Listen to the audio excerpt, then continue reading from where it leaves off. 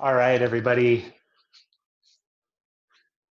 Hey there, Brett Gulick here. I'm back on day 2 for our sourdough bread build. Today, we are going to work on shaping the dough and get it in the oven here in a little bit. So, first thing I did this morning, about an hour or so before I'm going to start shaping this dough, is I want to pull it out of the refrigerator and start to let it warm up, get that chill off. If the dough is really cold, it's kind of stiff and harder to work. So that's why I like to pull it out of the refrigerator. An hour or two, I would say, before you start to shape it is good. Um, last night I was mentioning I went in to do my bulk fermentation in the refrigerator. So your other option is to do that bulk fermentation on the counter for 4 to 6 hours. What you want to be doing is be poking this dough here, and it'll kind of wherever you poke it, you'll see it start to dimple down, and then that dimple will start to poof back out. What you want to do is work this dough before that completely poofs back out, but you do want to see it pop back up just a little bit. So it should spring about halfway back up before you start working it. So then let's see. I mentioned we're going to do either the bulk ferment in the refrigerator or on the counter. If you are going to bulk ferment on the counter for those 4 to 6 hours instead of the overnight in the refrigerator, you'll want to shape it and then get it in the refrigerator overnight. So it just kind of depends on how you plan your bake. I'll try to get some more resources and information up that for everybody. But for now, let's go ahead and get this one shaped. So what I'm going to do is dust the cutting board here with some flour. I really like to do my shaping on a wood surface. I find the dough to not stick so bad as my granite countertop. I don't know. I also like just working on a wood cutting board. All right, so we're gonna get this guy out. And I kind of want to stretch this just a little bit here into a round kind of disc shape. Turn it over to get some flour on both sides. All right. Now, the goal for this loaf is to make a boule.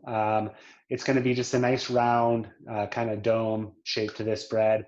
I find this to work the best in my Dutch oven, which is how I'm going to be cooking this. And we'll get to that in the next video. So yeah, let's get started by shaping the boule. So I've got this nice and pretty round here, kind of a big flat disc. And what I want to do to start is pull out. I'm going to go down to the bottom part of the dough and stretch that out to the side. So I kind of have a triangle shape now, or heart shape, when I pick that up. And then I'm going to fold each of these wings in like this. And then I'm going to take the bottom and fold this up. And then I'm going to take the top and then fold this over. So I've kind of made this envelope over onto itself. And then I flipped it over. And then I'm just going to start kind of tucking these sides around. There's a lot of different ways to shape bread. I think I just recommend maybe searching YouTube a little bit and seeing, find a way that works for you the best. But I do this envelope, and then I am trying to create a little tension on the surface here. So I'm stretching the dough down and around and tucking it back under. And then I'm kind of just pushing it in on itself along the bottom here and turning my hands.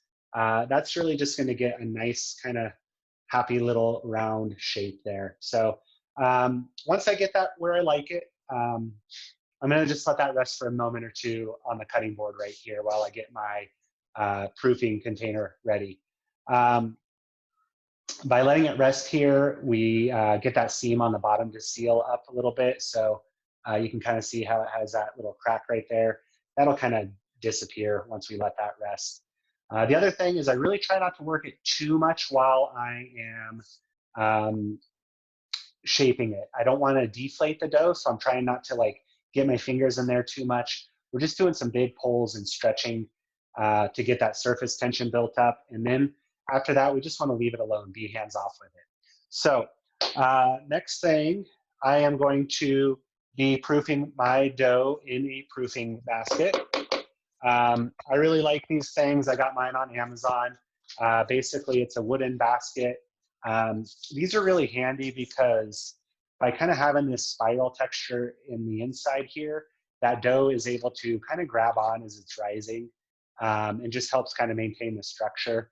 It also gives it, a little bit of a spiral pattern if I go straight into here, which is kind of cool, I guess. I'm also going to use my, it comes with this piece of fabric to cover it that prevents some sticking. So what I want to do now is to dust this. Now, if you don't have a proofing basket, that's okay. Until I got this, this was a birthday present for me not too long ago. So it's been a nice tool to have, but it's not necessary by any means. Before this, I was using just like a bigger serving bowl that kind of, I think it was just a hair smaller than my Dutch oven. So it really gave it just a nice shape before it went into that oven. If you are going to use a bowl like that, something that's ceramic or metal or plastic even, I would use some cooking spray instead of flour. This flour setup works well with the wood or the fabric to keep that from sticking. Okay, so now that this has had a minute to rest, I'm just going to lightly pick it up. You'll see that crack is still there, maybe a little bit, but it's definitely gone down some. And then I want to put this top side down into my proofing container. So there we go. That's going to just hang out like that. All right. I'm sorry that's so washed out back there. I'm trying to play with my lights to get some better lights, but I'm not sure if it's helpful or not. Someone will have to leave me a comment and let me know. I'm also working on sound quality. I put my Bluetooth headphone in. That has a microphone in it, so hopefully my voice carries a little bit better. I know somebody mentioned that the other day. Pam, I believe it was, so thanks for that feedback. Okay, so I've got my dough shaped. It's going to be in here. So now if you are shaping it in the evening, perfect. It goes back in the refrigerator. Before it goes in there though, I like to cover it with a plastic bag so it doesn't get a nice crusty top on there. I have been using either grocery bags or produce bags. I find that the size is pretty perfect for this. Ziploc bags are a little too small for my setup here. You're just going to have to kind of play around and see what works best for you. So now I mentioned if you're going to do your shape in the evening, that's fine. At this point, go back in the refrigerator, but I am going to bake today. So I'm going to leave this on the counter. And I think in an hour or two, this is going to be in a good spot to bake. So I'm going to do that dimple test again to make sure it's ready. And I'll show you guys all of this. But while this is waiting here, I'm going to get my oven preheating. I'm going to preheat that to 500 degrees. I know that sounds hot. We're going to do our first 20 minutes at 500, and then we'll drop it down to 450 for the rest of the bake. That 500-degree oven really gets a nice crust formation on here. I also find that because we're at a higher elevation, it kind of locks in the structure before it has a chance to sink back down. So, I find I get just a great texture out of it when I bake at this temperature. Let me go ahead and pause the recording, and then I'll show you over here once I get this set up for you all.